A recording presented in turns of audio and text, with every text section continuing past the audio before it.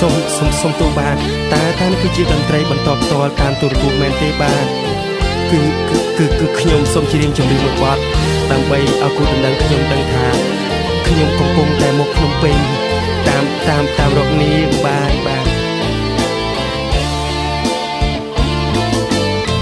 មុំពៅពន្លកបងមកភ្នំពេញទុកបងរលែងភ្នំពេញបងដើរវង្វេងមុំនៅទីណាទីក្រុងគោគ្រឿងគោគ្រីបងសូមច្រៀងផ្ញើតាមភ្លេងក្រែងមុំលឺសំលេងបងភូមិយើងធ្លាក់ភ្លៀងលែងទៀងរដូវម្ដាយមុំនឹកពៅស្រីខ្មៅធ្លាប់ហៅឆ្លើយឆ្លងរំដួលដោដី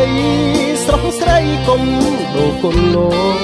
កូនឡែងកុំផ្លាតនួនល្អអូនបងមុំសុខអ្នកស្រែរត់ចោលរោងការពីងដៀលថាមុំសពរូបខ្ញុំមុំអើយដឹងទេបងយំប្រកែកថាមុំមិនប្រែ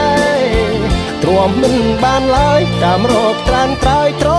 ឡប់ទៅស្រែទៅជួបញាមីងពុកម៉ែលោកខែមុំមិនអភ័ព្វមេឃក្រុងរងាកំព្រាគ្មានផ្កាយមេឃឃ្លាតដីឆ្ងាយកាយយើងមិនអាចទំលាប់អ្នកក្រុងគិតជ្រៅសខ្មៅក៏ដៅមិនគប់ទុកយើងប្រៀបដូចទ្រនាប់មុំមានសំណប់ស្ងប់ទៅទីក្រុងសែនធំមុំអើយមិនសមយើងទេ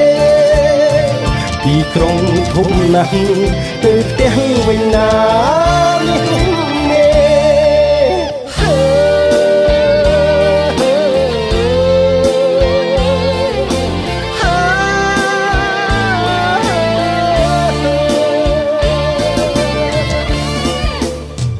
រត់ចោលរោងការពីងដៀលថាមុំសំរូបខ្ញុំ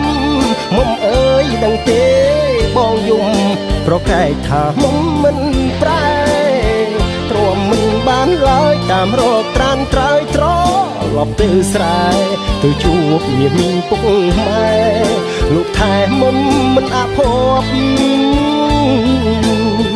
មេឃក្រុងរងាកំព្រាគ្មានផ្កាយមេឃឃ្លាតដីឆ្ងាយកាយយើងមិនអាចទំលាប់អ្នកក្រុងគិតជ្រៅសខ្មៅក៏ដៅមិនគប់ទុកយើងប្រៀបដូចទ្រនាប់មុំមានសំណប់ស្ងប់ទៅទីក្រុងសែនធំមុំអើយមិនសមយើងទេទីក្រុងធំណាស់ទៅផ្ទះវិញ